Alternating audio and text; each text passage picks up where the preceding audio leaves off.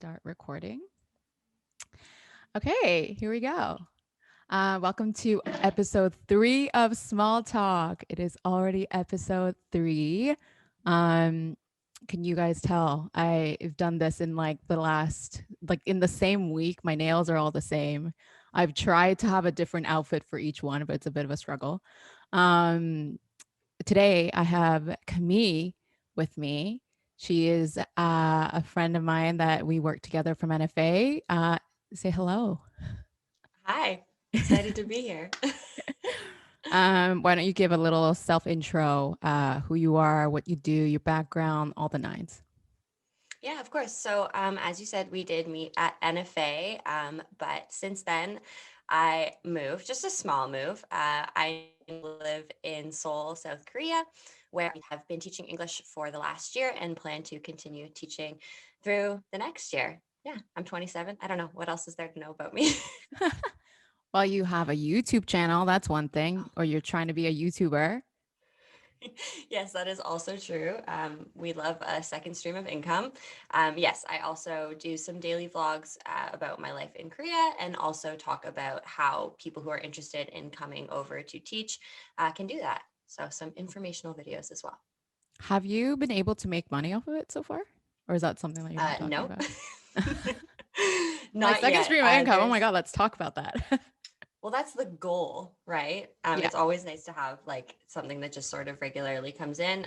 But there's some requirements you have to meet on YouTube, like a certain number of subscribers and a certain numbers of hours watched. So I think I'll probably hit it in the next year. We're just slowly working our way up. Okay. So YouTube analytics, folks. We can talk about that later. I have here, is there one word that you could use to sort of describe your mental and emotional state from the beginning of lockdown? And then give me a word describing kind of like now. Um, the beginning of lockdown definitely is just naive. Like I just had no understanding really of how bad it was and like how long it was going to go for. And I think what added to that was just the fact that I was here. And so I get a lot of my information about what's going on where I live sort of secondhand. Like I can't really go to the government resources myself and truly understand what's happening. So I was kind of sheltered from it like a little bit at the beginning by my employer, who is like my source of information. So it was harder for me to understand what was going on. I knew a lot about what was happening elsewhere, but not for me. And then I think now, now is harder because I'm in the moment. So I don't really know a word that fits well right now. But I guess I would say I'm trying to be optimistic.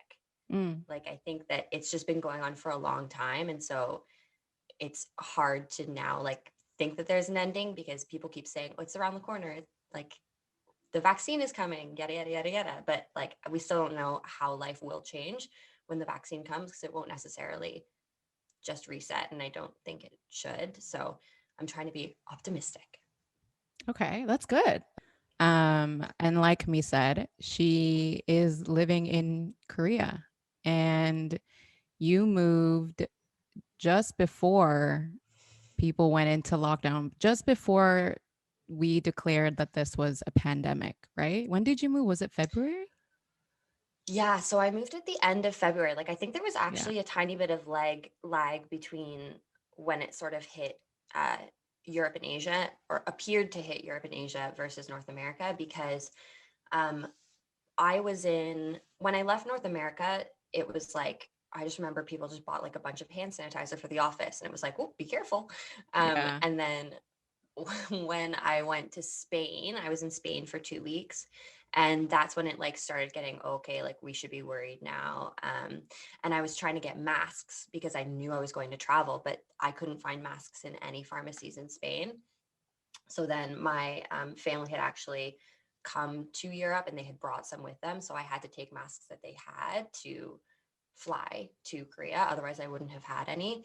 And Mhm. then when I landed here, they were sort of in total lockdown. Like the school that I was working at wasn't open. So we didn't train, we didn't do anything. We basically sat around for a month until it was safe to go to work. So Hmm. That was like a really weird timing because I remember when you were like letting us know, like you were getting your paperwork and like your visa and everything. And I'm pretty sure like we, like, like our group of friends, we were kind of like, oh, is she gonna go? Like, is this like, or is she gonna like not, is her plan gonna change and whatever? Do you have any regrets on sort of that timing? Because you got there and everything was in lockdown. Then you couldn't go out, you couldn't explore, you couldn't go out to all the Korean barbecues and all the amazing food and make friends like in the streets type of way, go clubbing, like all the shit that YouTubers talk about Korea and how it's really Yeah. publicized in a way. You didn't get to experience any of that for almost like for a while, right? Yeah, it's sort of been like I still would say that I truly haven't experienced it. It sort of goes on and off, I guess, over here. But what I will say is in terms of like an early response to what was happening, like Korea was really, really on top of it. So I felt really safe when I was here, even though it was like kicking off. Um, it just felt like it was really well organized, Yeah. and so that made me feel better about it when I was sort of watching what was going on back home, especially um, when it was sort of happening and everyone was like, it'll go away, it'll go away. And I was Yeah. sitting here being like, it doesn't go away. I was sort of happier to be here for a while. And I think now that like, it's not that it has changed. It's not like I'm not happy to be here now, but sort of everywhere around the world is dealing with it in a different way. Like it is a global pandemic. It's not like me leaving here is going to Change mean I can anything. go do those things. Yeah. By the way, just a little note, Yes. we're actually having coffee for anyone watching. I've been having wine with everybody else, but because it's morning in Korea time, I'm having decaf, but we'll have a Cheers. little sip. Chip. Cheers. Dating. So you have Mhm. some experience dating in Korea, um, during a time when I guess most people, everybody kind of put dating on hold unless you were doing it online and all of it online. How was that kind of experience for you in Korea? Well, I think to sort of provide some context is that really we've never been in a full lockdown here. Like I've never had a stay at home order. We have sort of now started doing the bubble thing, but essentially the the like deepest, hardest, I don't know, lockdown we've had is a 9 p.m. curfew. But other than that, basically everything is open during the day, with the exception of churches and schools. Um, and like all offices are open. Everyone is still going to work every day. You can choose to work from home if you want to, but not a lot of people do that. Like even when my school wasn't open, all of the teachers were still required to come in, and we were filming video classes every day, like 8 video classes to send out to the kids. So I was still technically going to work. Um, I just wasn't, in close proximity with children because obviously we don't want to make anyone sick, especially not children and old people. Yeah. Um, so yeah, it's never really been like a really full intense lockdown here. So I have been able to date and meet people like safely or within like the restrictions of the time. Like at one Hmm. point we had no restrictions except wearing a mask. Hmm. Um, so I have gone out on dates. I would say it's become more difficult as the year has gone on, not necessarily because people are worried about meeting, but a lot of people have been using the excuse of the fact that there is a curfew to to Like bring just someone invite home. themselves, yeah, Mm. to invite themselves to my home or invite me to their home as like a date number one, which I'm not personally comfortable with. Hmm. So dating has slowed down quite a lot for me, because I generally like to meet strangers in public for the first time. Yeah. I mean, Uh, that's to stay on the safe side. Yeah, I would say. yeah. Yeah. It is. I think it's important to put the context though that you're meeting them online, correct? I am and I'm not. So Okay. I meet some of them online, and this is not much different. But I'll also meet some of them if I'm out at a bar. So which is basically the same thing. Like no, none of the men I'm dating am I like introduced to through friends or anything like that. Yeah. Well, I just said online because even here, certain apps have a certain what do you call it? What's the word for it? Like it has I like it would ha say connotation, but I don't think that's the right yeah, word. yeah, yeah, yeah. You know what I'm talking about. It comes with some Yeah. sort of like Yes. people perceive it in a certain way. So Tinder is kind of more of like the creepier apps now because it's the oldest dating app, and Bumble is the more like safer one, or the more like pro like women friendly one, and et cetera, et Mhm. cetera. Hinge is also a new one, more alternative version of that. So even within the dating apps, there's different types of men that you think will exist there versus in real life. People here always say all the time, like, it's so much better to meet guys in real life because, you always feel like the men online have they're going after something specific. A lot of times it's just sex, or it's just kind of like sexual things and less of a relationship. Which is Mhm. why I kind of brought it up to you. Maybe that kind of those different connotations also exist in Korea, and those connotations could be very different also. There is this idea of like romanticism around moving to a foreign country, and this idea of reinventing yourself, and versus an actual reality when you actually get there and you're like, oh shit, this is not exactly what I imagined. And obviously I imagine that's even more different for you because you got there during a pandemic. So the oh shit is at a whole other level. But let's talk about that. Did you go there with that kind of romantic idea as well, and how are you sort of coping with the realities of it, or are you still sort of in that phase?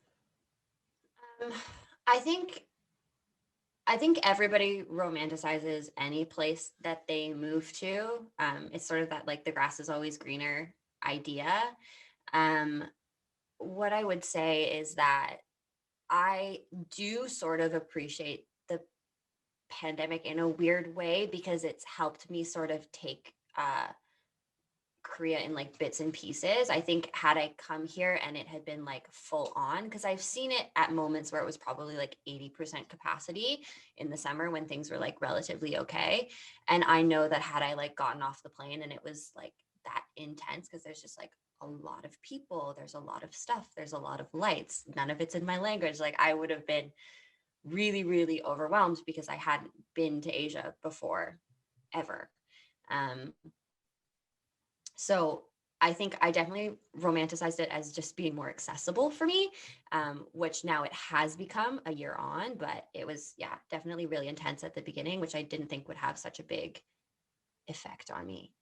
Mm, But I think some of the things I romanticized, yeah, haven't been accessible, like traveling for sure. Like the proximity of all the Asian culture or countries and the differences in their cultures was something I was really excited to explore because obviously Canada is like massive, but mhm, I fly 5 hours and it's the exact same thing in a different temperature. mhm, Whereas, like, I can go on a weekend trip to Japan and experience something entirely different, which I haven't been able to do. That's mhm. basically the biggest thing that I was romanticizing or excited about that I haven't been able, it hasn't delivered, I guess. Right, right. Yeah. I feel like I kind of, this kind of ties into another sort of topic that I know we wanted to talk about, but part of the hardest part about living there, and we kind of already touched upon this, is this idea of discrimination against foreigners in Korea. And this is something that I know that it was a topic that we wanted to discuss. So it is on my list. And I've also done a little bit of research before we kind of chatted about this because it was interesting to me when you brought it up. And I was like, okay, like how bad is it really? And it seems like it's definitely very prevalent, especially in the teacher community, in that English teachers community. And so, do you want to talk about that a little bit? Uh, sure. I would say that, like, oftentimes, like, some people who come across to teach English are not necessarily here for like the long term. So, I mean, I would include myself in that category. I plan to stay for like a couple of years, but sometimes people stay for a year or like less than a year. So the relationship between teachers and schools is very turbulent and very disposable from both sides. Like teachers are very quick to dispose of schools and schools are very quick to dispose of teachers. So it's where it's made for this sort of, I don't even know how to explain it. disposable is the best way to explain it, work environment. So there's very different standards and expectations between staff that is Korean and staff that is English speaking, in both like good and bad ways. So some of the good things would be that, we do make like a very considerable income because we're considered specialized, and that they do pay for things like our housing and transport here and back, which is really great. And obviously doesn't come with every job, especially a job that is so low in terms of qualifications, Mm. which are good things about the job. But the bad things about the job are that usually, like, if one foreigner sets a certain type of example, it sort of applies to all foreigners. We're very grouped together as one type of person. We're Mm-hmm. viewed that way. Mm-hmm. Especially, the other thing to consider is it's not always necessarily our employers as well. It's also some of the parents who have certain expectations for their children and the environments that their children are put into, because expectations here are extremely high, even when the kid is 4 or 5 years old. Yeah.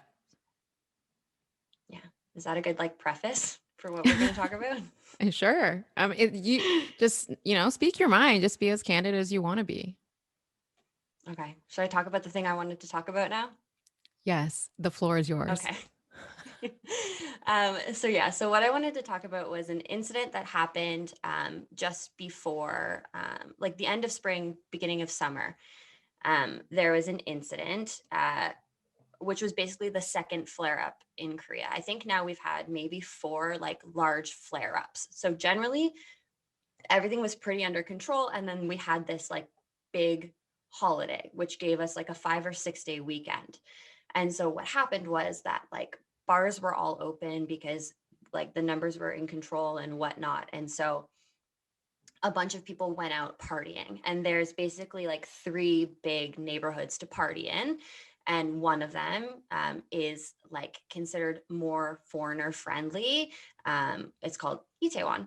And Well, I mean, just to give context to Itaewon, it's where the U.S. military stationed, and it has kind of a history. Again, the word is not coming to my brain, but it has a negative connotation to Itaewon from a very long time ago. It's obviously gone. It's changed since then, and it's become this more trendy, hip neighborhood. That anyone you can be Korean, you can be foreign, and go there and have a good time. There's a lot of good clubs there. But traditionally, from years back, it has a very sort of negative vibe, let's say, mhm, about the neighborhood. So just giving a quick context there. But yeah, keep yeah, going. yeah. So yes, it's considered like the foreigner area, even though nowadays there are like other areas like I love this. There's one called HBC, like Hudson Bay Company, that has way more foreigners now. Or you go to a place like Hongdae and there's way more foreigners there because everyone's doing like exchanges to universities and whatever. But yes, historically, especially if you think about the parents of the children that I Yeah. teach, their understanding of that neighborhood, because obviously they don't go there anymore. They're not like, getting drunk on the weekend, is that it's only foreigners there. And so essentially what happened was there was a confirmed case that went out that weekend. And there were like thousands and thousands of people that were there over those 5 days. And this individual was a Korean person. But what ended up happening was that foreigners ended up getting like a lot of negative press because it had happened in Itaewon. And so almost immediately there was like a big turn. Like I didn't feel really any other than in that sense before that moment. Like, yeah, people looked at me, but like that's fine, I can get over it. But when that happened, things sort of changed a lot. One of the main things that happened was, thankfully not at my school, but at my friend's school, they started asking the English foreign teachers to start documenting everything that they were doing, everyone they were meeting, and everywhere they were going. And they had to submit it at the end of every week. So essentially, they started getting tracked, which isn't necessarily a bad thing. The issue that I had with it and that she had with it was that it was only being applied to the foreign teachers. Mm-hmm. The Korean staff were not expected to meet the same requirement. So that Which is is weird an because, example. yeah, when you like look at the news and it actually ended up being a Korean person who was the, the carrier of COVID. It's just weird because if you're thinking about the kids, you're doing it for the kids. You should be applying it to everybody, especially Korean people at that stage, because you're like, okay, well, it was a Korean person. We should be screening everybody or, tracking everybody. Um, Mm-hmm. so yeah, it definitely feels like, I mean, the intention feels wrong because it clearly doesn't sound like it is for the people in the school or for the kids. It kind of sounds like it's just sort of carries a lot of bias and judgment with that for sure. And I think it's also like at that point, we all sort of we had figured out how this virus worked. And I mean, I feel like everybody knew this from the beginning, but like it has nothing to do with the color of your skin. Like, it doesn't matter. Even if it was a foreigner, like that shouldn't matter either. Like the fact is that just someone got it and now everyone needs to be more careful. And if that way that we do that is by documenting where we are, then again, that needs to apply to everybody because the virus doesn't discriminate. So it doesn't matter who it came from. It matters that we're all being careful. So, Yeah. And I mean, it's fair. I think the point is though, I think to be careful, it's not that they were being it may I mean, I can't say because I don't know whoever made that decision. I'm not that person and I don't speak for anyone but myself. But in terms of, that kind of approach, what I can guess is that it wasn't necessarily like a racial thing. And it was more so like in the past or based on previous or historically, they've known that, that neighborhood usually has more parties or it's more known for its foreigner sort of demographic or the amount of cultural events happening there for foreigners or targeted for foreigners. So that's probably where their mind went and decided, okay, well, we need to keep an eye on the foreigners in our school. I think what they missed on that though is it's now in 2021, or at least then it was 2020, the situations are a lot different and the demographics are very different in those neighborhoods.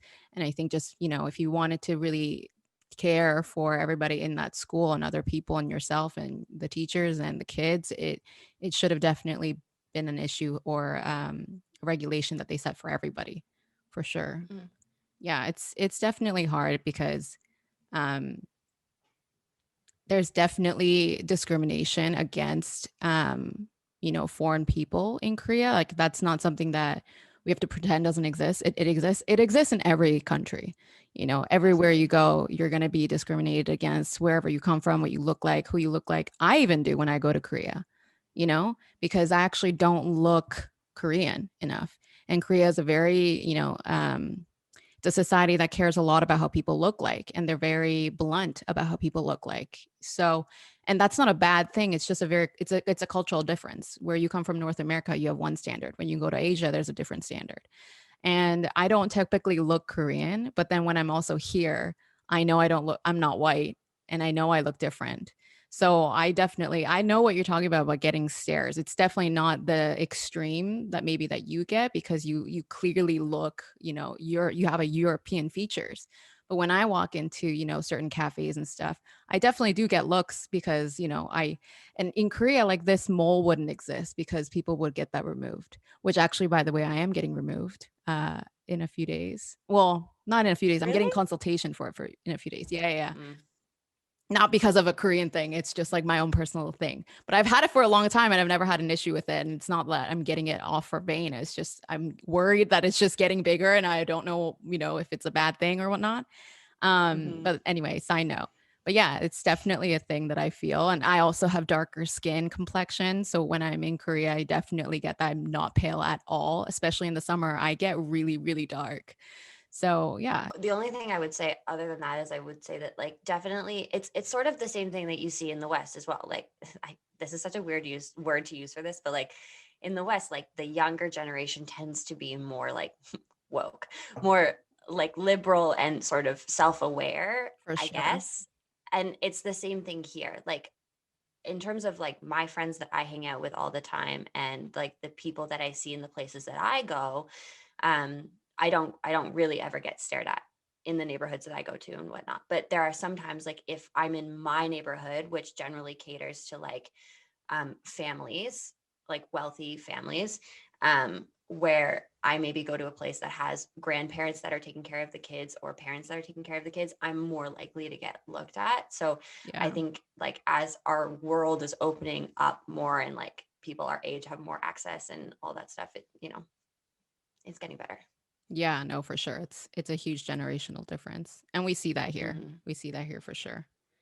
Okay, so you started YouTube while you were in Korea. Let's talk about that. Uh, yes, this Do is you the most consider yourself a embarrassing. YouTuber? Um, I mean, I have to because if I don't tell myself I am, then I will get lazy. But do I consider that my primary profession? No. Do I consider myself an influencer? No. I call myself a small content creator. Oh, gross. When you said influencer, I was like, okay. I mean, no But judgment that's to other what people. influences out there, but sort of. Mm. but but yeah, basically, the first thing I thought about when I wanted to start a YouTube channel was obviously because I'm a horrible person. I want to be famous, so that's why I started doing it. But like, I mean, as my first few videos like totally flopped, um, I realized that I was actually like enjoying what I was doing. And my favorite part about it was the fact that I was starting to actually document what was going on in my life because I realized the first 6 months I didn't do it. And I had lots of pictures, but I didn't really have anything else. And I guess I just have like a terrible long term memory because sometimes people be like, oh, remember when? And I just don't remember when.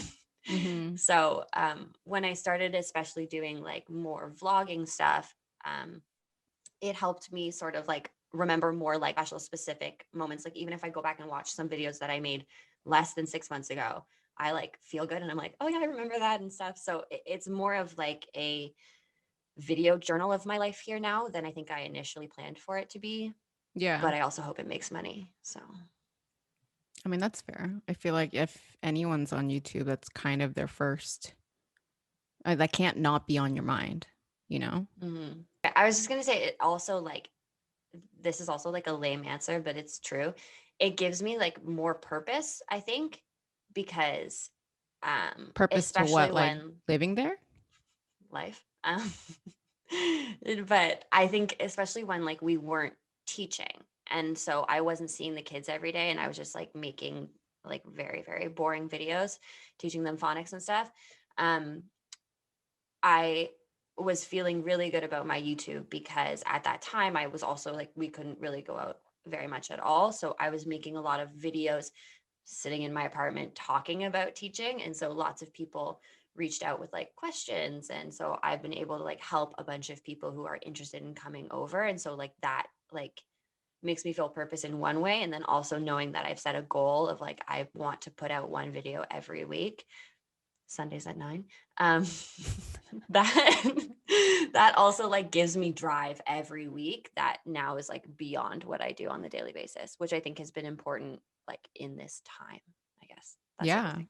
Yeah, I agree. I definitely agree. It's a passion project. And everybody, not Mhm. saying everybody should have it, because I think there is a weird like pressure for people to have some sort of a passion project right now. And even friends of mine have kind of spoken up about um, sort of feeling really frustrated by that because there's so much online that we see, and most of our life is online now, especially now while we're indoors.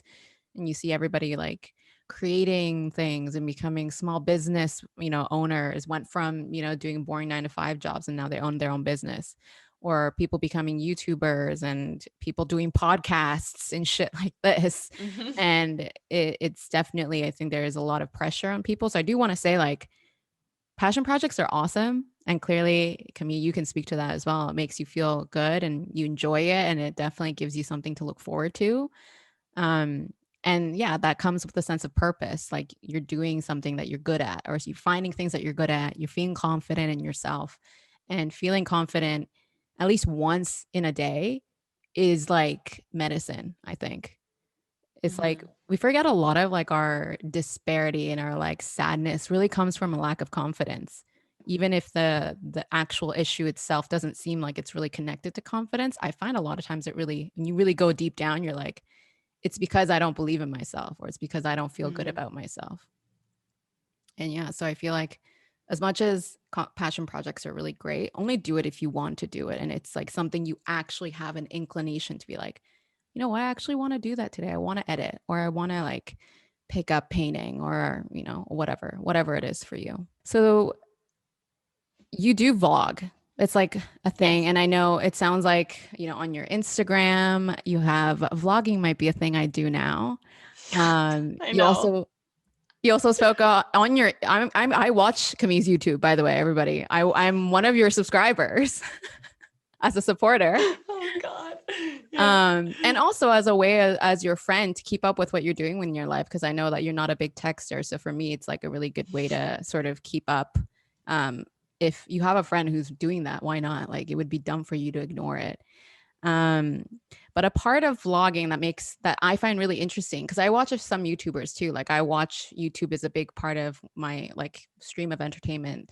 Um, I find that it's like, and I wonder because you're the one also vlogging it. You're now a vlogger or a YouTuber who does vlog. How much do you feel like you're soaking in life, and how much do you feel like you're just kind of now converting that into content? Like, does it feel sort of, you know, do you know what I'm trying to get at? It's like this idea that like instead of just kind of experiencing things, you're now having to whip out a camera and document it and say things in front of it, especially when you have friends in it, because it's like your friends maybe just want to be there and enjoy the moment, and you're kind of like, oh, so say something because this vlog is going to be boring if you don't, type of thing. Yeah. So the friends is the big thing for me because I would say that, like, I mean, like when I was working at NFA, like all I did was go to work and come home. Like even if I didn't have work to do, like Yeah. I'm not a super social adventurous person. I'm like hyper introverted. It's not uncommon for me to spend an entire weekend alone in Yeah. my apartment. Yeah. So for me, vlogging was also motivation to like not waste my year here doing the same sort of just like staying in my house that I would at home. I mean, when I need to, of course, I give myself like the free reign to do that. If I'm just not feeling it, then I'm just not feeling it and I can stay at home. But Yeah. vlogging for me is actually the motivation to like go out and do those things, even if it is as like simple as just taking my marking and doing it in a cafe. Um, because surprise, surprise, that's my most popular vlog is the most boring thing I've ever filmed in my life, which is me marking in a cafe and then shopping in Zara and then coming home. There's a lot of old men over 50 who really like to watch it. Oh, Um, weird. no, I know. How I do don't know they how they fall on found that? it. Yeah. I know. Oh, I don't know. Um, so, I wonder. Sorry, you know, we keep going, keep going. um, so when I'm by myself and I vlog that way, I think it's important because it gets me out of my house, and then also it helps sort of like it helps me combat some social anxiety because I force myself to film in public spaces. Like even if I'm like walking down the street, I'm like, oh God, this is so uncomfortable. I'm like, just get it over with. Like I take the camera out. But with my friends, that does worry me like a lot. And so I'm always very specific with them. And they also kind of know if I'm inviting them out to like just hang out or inviting them out to like vlog because I'll send oddly specific requests. I'll be like, hey, do you want to go to like 6 donut shops with me tomorrow? And I feel like that's not a thing that you just like normally maybe do. So they'll always go, is this a vlog? And I never pressure them to be in it. I'm always very clear if that's my intent. And if they don't want to, then, you know, we'll suggest something else that's not vlogging. Yeah. Okay. I mean, this is the hard thing too, because I think some of them want to be supportive. And so they're like, yeah, of course, absolutely. But then I just never know where the line is. So I hope they're being honest with me. That's also why in my Instagram, I have vlogging might be a thing I do now with the link because I ran a paid ad Oh, because I wanted wow. to see if I could drive traffic.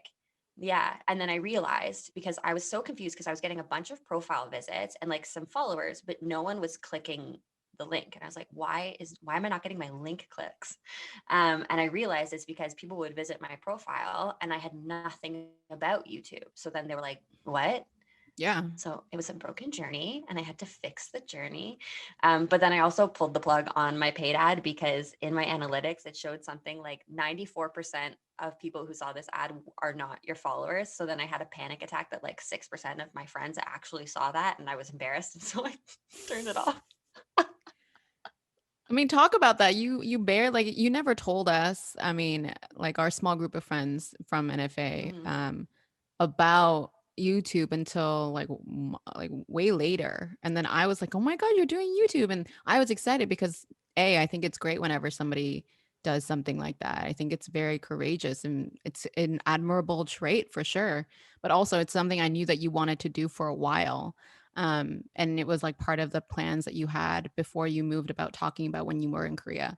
So it was just like great to see you doing, following through with what some of the stuff that you wanted to do. But then, we didn't know after a really long time, and it still sounds like it's something that you want to kind of hide away from your personal group of friends. Why is that? I think it's more like, how earlier you were talking about like romanticizing a foreign country that you moved to and like, like discovering a new you in this like foreign country, whatever. I think like that's something that I sort of am struggling with because it's not like I've totally reinvented myself here, but there are certain things that I want to do here. And I feel more freedom to do those things because I don't have like a legacy of friends. Does that make sense? Like there's a certain person that I've displayed to many people who know me. Hello, if you're watching this or listening to this. um, and that person has changed over the years. That person has different goals and dreams and behaves in different ways, like now versus 4 years ago versus 10 years ago. And so a lot of those people from all those past years are on my Instagram, and I just feel some sort of private shame about being on YouTube. Because Really? people judge it. People totally judge it. Yeah. So yeah, Why do you think that's people why judge I'm it? like, um, I just think, I don't know. I feel like people judge you no matter what. And so the more you put yourself out there, the more you are vulnerable to judgment. Yeah. And I'm not saying my friends are bad people. My friends are great people. But I know that some of them have thoughts and opinions about things like doing YouTube, especially like coming to a foreign country and then doing YouTube. Mm. But don't you feel like if Does that those make sense? people, yeah, it totally makes sense. I know exactly where you're coming at, and I just want to like probe you more. And this is only because Go I for know it. Camille very well. Everybody, this is not because I'm trying to be a bad person. Um, but yeah, it totally makes sense. And I agree. I think there's a lot. And I even said it myself, I judge influencers. I 100% do. I also I don't judge YouTubers probably because I'm more engaged with YouTubers than I am with like Instagram influencers. When I say influencers, I mean Instagram influencers. But what you were saying about, people having a judgment on YouTubers, I think it's a very fair point. And I don't know. I agree. I think people have this weird, like, I think a lot of times it comes from jealousy. I'm just going to put that out there. I think people are jealous of the people who are confident enough to put themselves out there. I like to think that as well, but but that's not the only voice in my head. Does that make sense? Yeah, of course. Yeah. Of Yeah. course. It's also because like even if someone, so there's like the layer of, I have issues. Um because We I'm all so do. obsessed with what other people think, and I just can't let go of this. Even though I'm older now, I'm just still really really obsessed with what other people think of me, and I just need to get it through my head that they're just not they're just not thinking about me.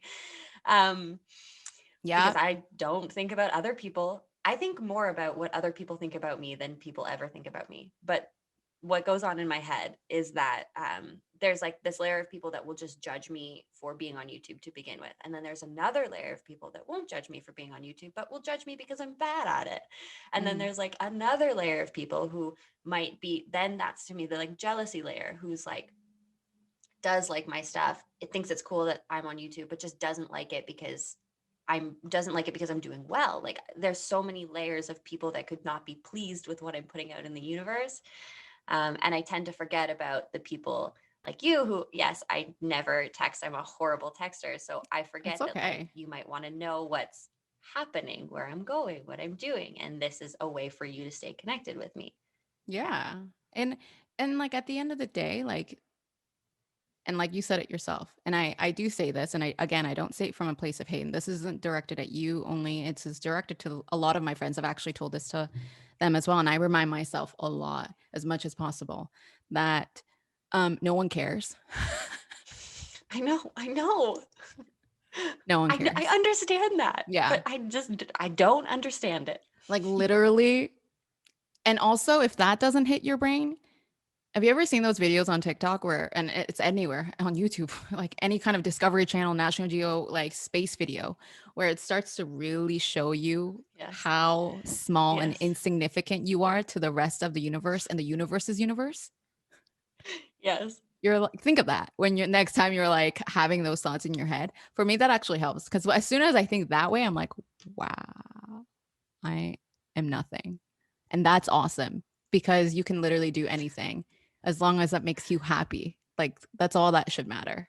And I know people are saying this all That's the true. time and it's never going to really like hit until you feel it. But yeah, I find those videos help. But yeah, I mean, you're doing great. I think you're doing great. And I just think, yeah, people are jealous. People are jealous of people who follow through with things that they want to do. And people are envious of people who, of other people's happiness. You hear this a lot that there's like, and this happens a lot. I used to be one of those people. I still am in some scenarios. I'm working on it.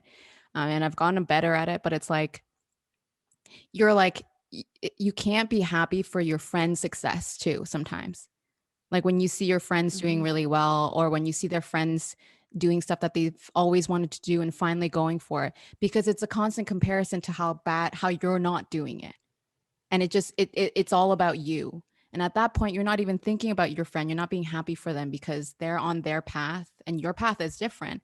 But you start thinking as like, oh, why am I not doing that? I should be doing that. So you almost don't want to give them the support because it makes that happiness and that their success even more real. And I think that's like a part of that, it comes from social media, us having being exposed to so much of other people's lives, especially our friends' lives, and like, how awesome or like aesthetic they seem to be living a life, and then that just makes you think of like, why can't I do that, or I wish I was doing that. And then you end up having more resent for people than actual like support and love. Making friends in Korea, how's that been? Because I know that was a little bit of a struggle in the beginning, especially because you were home stuck and all you had were kind of like your current teachers that you met every single day. But apart from that, you had a really hard time. But watching your YouTube videos, I was like, oh, she's expanding. Okay. Um, so I'm very fortunate in the fact that like I have 8 coworkers and 2 of which are like closest friends, like that I would consider in life, which I think is like really special and doesn't happen all the time. Like I think uh yeah, that's rare, especially when you move abroad, to find people that you really, really, really mesh well with, because you make a lot of concessions to make friends often when you move abroad, especially in the early years, because you just need to connect with people. That sounds so sad. Um, but what actually has been a big help has been YouTube, because foreigners will come across my video and they recognize places that I am, or they hear me talk about like my neighborhood. And so they know if we live in a close proximity. Um, and so like a lot of foreigners will reach out to me through YouTube. Um, and then also Bumble BFF. I use Bumble BFF as well to make friends. Nice. Um, but it is more difficult to make Korean friends, which Mm. I understand. It's the same reason why, like, you know, unless someone was working in my office with me, like back home in North America, I wasn't like going out of my way to make friends with people who were foreign or like had recently, like not hunting for those people. So Mhm. unless they like come into my life, like I'm less likely to cross paths with them, if that makes sense. Yeah. And it's the same thing here. Like unless I like meet someone like at a yoga class or like whatnot, you know what I mean? There's not like meet foreign friends app. So it's harder to Yeah. make Korean friends, whereas foreigners were like all constantly always looking for more friends because we don't have any. So it's easier to make friends with foreigners. But I do have some Korean friends as well that I've like met out. Um, so yeah, it's a good mix now. Okay. That's good. And like finding different sort of not streams of revenue, but finding streams of friends in different places. Because And that's hard. you just have to. Yeah. Because I've met like plenty of people that I thought I got on with that I learned like rather quickly like I did not. Like Yeah. sometimes at the beginning of the night I'd be like, oh, you're like super cool, you're awesome, and then they'll just say something that is like totally out of left field because it's a very dynamic mix of people who choose to come teach here. Mm. And so, yeah, someone can become a friend and then not become a friend like in a matter of hours. What do you mean dynamic mix of people? Um, People come from all different parts of the world with all different views and ideologies. Um, yeah, I Is this a think touchy subject? because well, because there's been a lot that's been going on in the world right now, and it comes up in conversation. And I think back home, through my interests and my occupation, I was able to surround myself with lots of people who were like-minded. But here, like the occupation is more general. I don't know how to explain this. Like people in advertising tend to be like relatively cool and like share the same opinions that I have about the world. Yep. Same with people who like live in Toronto, Yep. a very like multicultural center. It's a very small But echo chamber for sure. being an English teacher here, No, I mean living in Toronto and also working in oh advertising yeah. in Toronto is a very small echo chamber. hmm I mean that I'm not saying that like everyone is great either. I'm just saying I tend to find I tended to find people, yes, that yeah, my English is also getting like pretty bad. Um, Me too. I only to speak find Korean at home, people. so it's like I don't know how to speak in English. There are words now I don't remember. Oh wait, 1 second. Oh no, Oh, no worries. Ooh, is one that an second. I alarm? lost you. Oh no, 1 second. What's happening? I can still see you and hear you. Oh no, my phone went off. My phone went off and everything ended. No. Okay, I'm back. I'm back, right? Yeah, you're still here. I never lost you. That's so funny. Wait, can you hear? This is a public safety alert just went off. I can't hear you. 1 second. Oh, I see. I see. I see. Can you hear Hello? me now? Can you hear me now? Oh no. 1 second. 1 second. That's okay.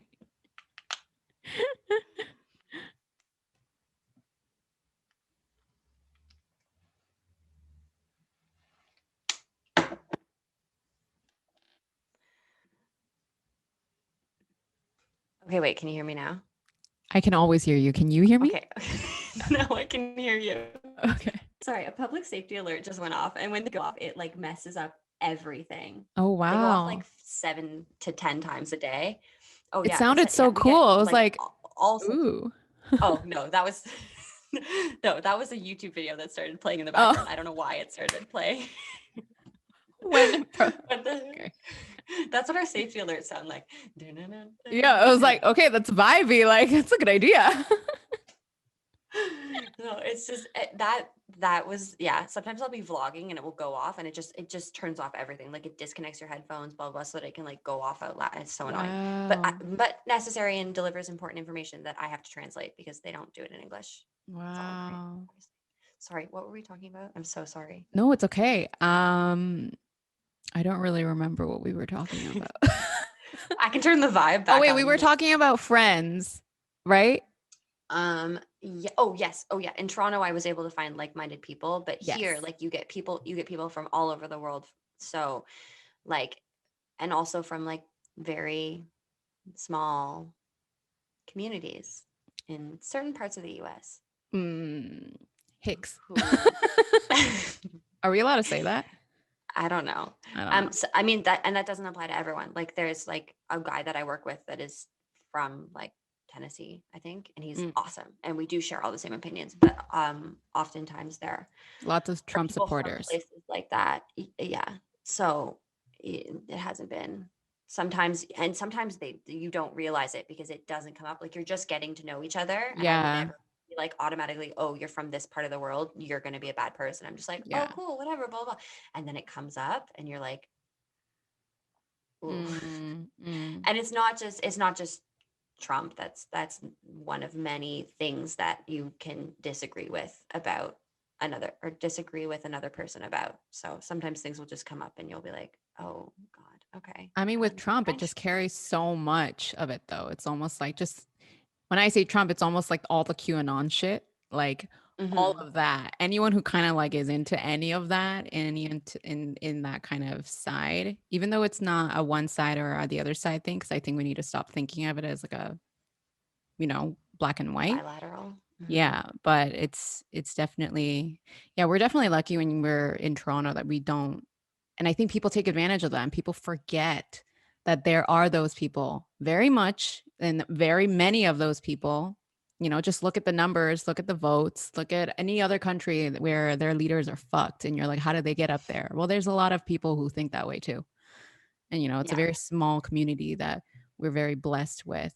And especially also online, whoever you surround yourself Mm-hmm. with online makes you think that that's the rest of the world, but it's really not how the world works. Yeah, exactly. Yeah. And so that can be eye-opening here when like the only thing we have in common is our foreignness. Mm. And that's such a small piece of who we Mhm. are as people. Mhm. Totally. Totally. Mm. I think that's about it. Okay. Is there anything else that you wanted to talk about or, bring up? I was just gonna say the biggest thing for me, the reason why I want this all to be over, I guess, Mm. um, is just because obviously I moved across the world. I knew I was going to be isolated, but like, you know, my parents had planned to come visit me. I had planned to come home at some point over the 3 or 4 years that I planned to be here. Like friends were going to come visit. So that is one thing that I think, in addition to not being able to travel myself and explore Korea and surrounding area, one of the hardest things this year has been not being able to see anyone because people did plan to come see me this year. So that's like Mm. shitty. Mhm. Am I How have allowed you to swear on this podcast? Did I swear already? Yeah, I'm no, that will demonetize. Blah blah blah blah blah. No, I don't care. You This is sound like me. this is literally just for shits and gigs. I've already said fuck Okay. like 10 million times in my last two Okay, good. videos, It so fucking sucks. It fucking sucks. The most my parents can do is send me Diet Coke. And by the time Diet Coke gets here, because spoiler alert, if you're moving to Korea, they don't have Diet Coke here. mm, It tastes different by the time it gets here. So true. I love the fact that your parents send you Diet Coke. mhm.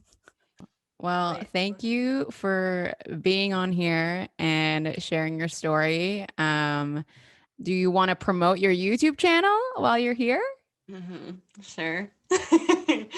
I mean, if you're interested in learning more about my life in Korea and what it takes to become an English teacher here, check out my YouTube channel. It's just my name, Camille Blais, but it's a little bit difficult to spell. So if you're interested, CamilleBlais.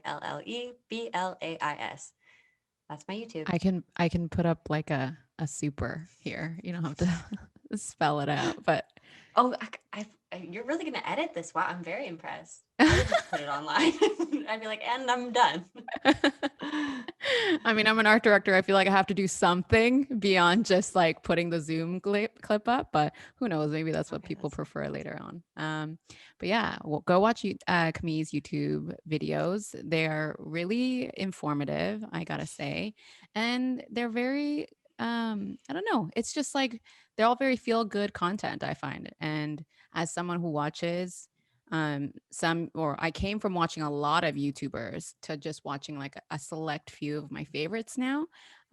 So I definitely can say that it feels really like natural. Like you've definitely like picked up on those like YouTube social cues. I want to say like all those little things that just make it feel very like much like a good vlog or like a proper YouTube video. You kind of nailed those down. So yeah, everybody Thank go you. It support. makes me so uncomfortable to hear you talk about it like that.